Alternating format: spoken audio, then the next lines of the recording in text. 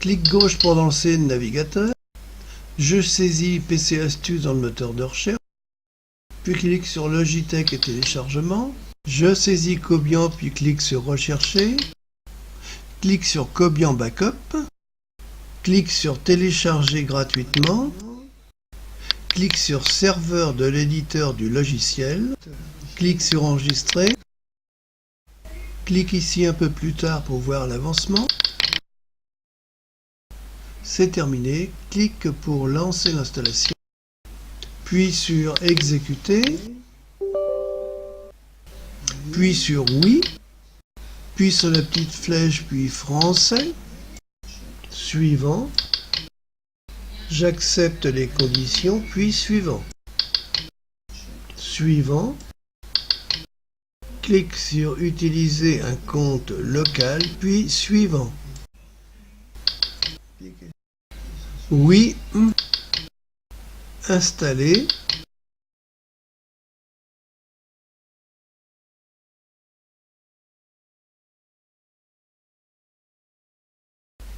Voilà, c'est terminé. Clique sur Fait.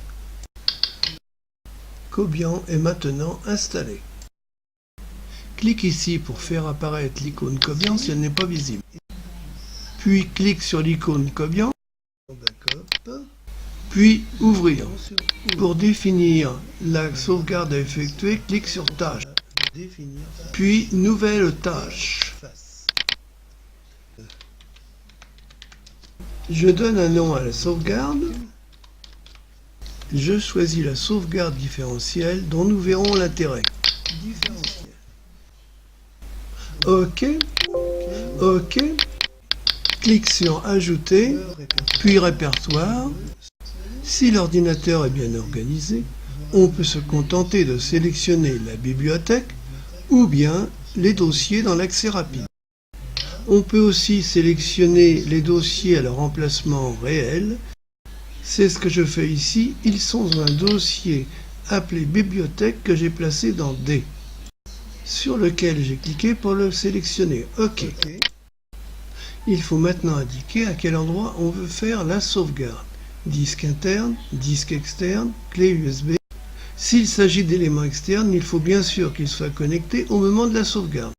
Clique sur Ajouter, puis Répertoire. Dans cet exemple, nous allons utiliser une clé USB J appelée sauvegarde, dans laquelle j'ai préalablement créé un dossier sauvegarde document, et c'est dans ce dossier que nous allons effectuer la sauvegarde. Je sélectionne ce dossier en cliquant dessus, puis OK. Ensuite, clique sur Planification pour définir quand auront lieu les sauvegardes automatiques. Puis à droite de Type pour sélectionner la périodicité. Dans cet exemple, je sélectionne Mensuel. Dans cet exemple, je sélectionne un seul jour, le dimanche, donc je clique sur Premier et Dimanche. L'heure de démarrage de la sauvegarde doit également être sélectionnée. Bon, cette heure me convient, je ne la change pas. Ensuite, clique sur Dynamique. Ensuite, on définit tous les combien de sauvegardes. On doit faire une sauvegarde complète. Un bon chiffre est 5. Pour cet exemple, je mettrai 3. Archive sur lequel je viens de cliquer ne vous intéressera que si vous voulez crypter votre sauvegarde pour la protéger. Passons à Événements. Par exemple, si nous avons programmé les sauvegardes lorsque nous avons terminé d'utiliser l'ordinateur, il est intéressant que celui s'arrête tout seul après la sauvegarde. Pour cela, clique ici sur Ajouter, puis sur Éteindre l'ordinateur. Oui, si les sauvegardes sont en dehors de votre travail. Voilà, la programmation de la tâche est terminée. OK, puis OK. Fermeture. Je vais immédiatement effectuer une première sauvegarde conformément à la tâche que j'ai définie. Il faut la sélectionner. Clique sur l'icône Effectuer la tâche. Si la sauvegarde était longue et que je ne reste pas devant l'ordinateur, je cocherai Arrêt de l'ordinateur lorsque vous avez terminé. Clique sur OK. La sauvegarde s'effectue et les actions correspondantes s'affichent.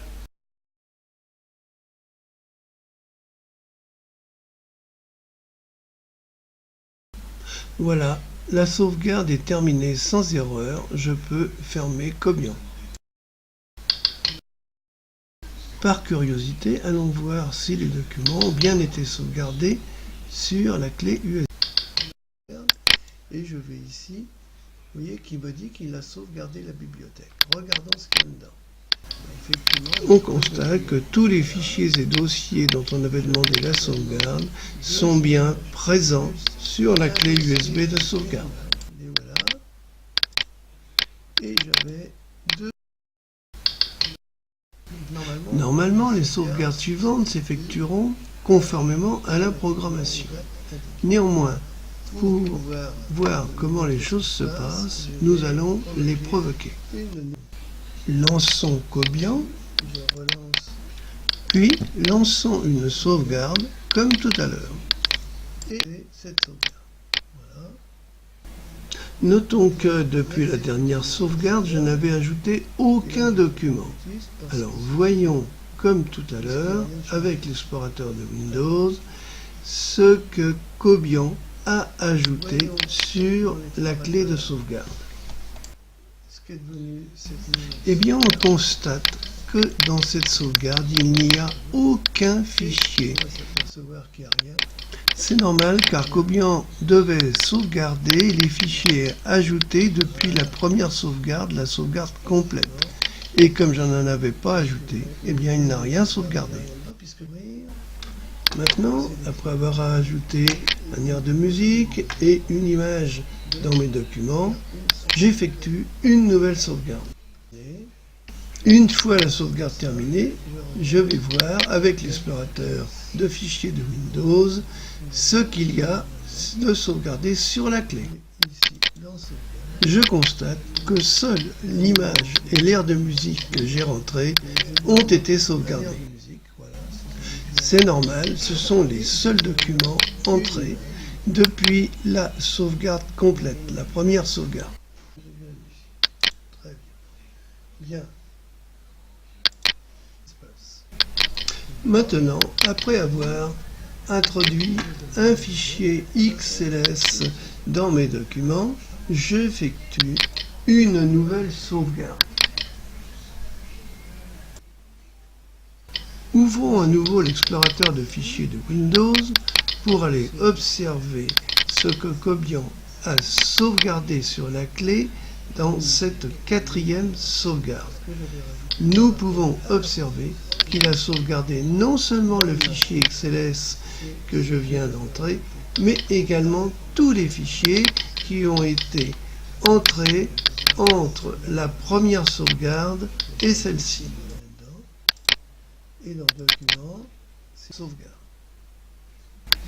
Bien que je n'ai pas entré de nouveaux documents, je vais effectuer maintenant une cinquième sauvegarde. Toujours en lançant l'explorateur de fichiers de Windows, je vais voir ce qu'il y a dans cette cinquième sauvegarde sur la clé. Je constate que Cobian a fait une deuxième sauvegarde complète de l'ensemble des documents qui étaient sur mon ordinateur. C'est normal car nous avons programmé qu'après 3 sauvegardes partielles, Cobian devait faire une sauvegarde complète. Voyons maintenant comment effectuer une restauration.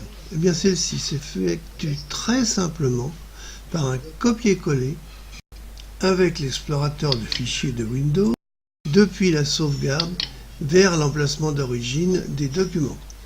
Lançons l'explorateur de fichiers de Windows.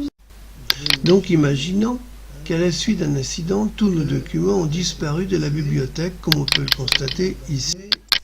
Donc maintenant, toujours à l'aide de l'explorateur, nous allons voir la dernière sauvegarde effectuée dans le disque ou la clé de sauvegarde. Ici, nous pouvons remarquer qu'il s'agit d'une sauvegarde complète. Je double-clique dessus pour l'ouvrir. Il suffit de Clic sur le premier, clic plus majuscule sur le dernier, clic droit, clic sur copier. Ensuite, je retourne à l'endroit où je veux restaurer mes fichiers. Dans mon exemple, c'est le dossier bibliothèque sur le disque D. Et là, je fais un clic droit et puis clic sur coller. Voilà, c'est restauré. Deuxième cas, en allant chercher ma sauvegarde sur ma clé ou mon disque de sauvegarde, je constate que celle-ci n'est pas complète, mais qu'elle est différentielle. Dans ce cas, je vais sélectionner la dernière sauvegarde complète avant cette sauvegarde partielle en double-cliquant dessus. Je sélectionne tous les dossiers qui sont dedans, je les copie. Je retourne à l'endroit où je veux restaurer ces fichiers et je les colle dedans. Maintenant, je retourne dans ma clé ou mon disque de sauvegarde. J'ouvre la dernière sauvegarde qui, je le rappelle, est partielle. Donc ici, je sélectionne et je copie ce qui est dedans. Je retourne à l'endroit où je veux restaurer mes fichiers. Ces fichiers vont s'ajouter aux fichiers déjà restaurés pour reconstituer l'état de l'ensemble des fichiers au moment de la dernière sauvegarde. Voilà, il suffit de faire des copier-coller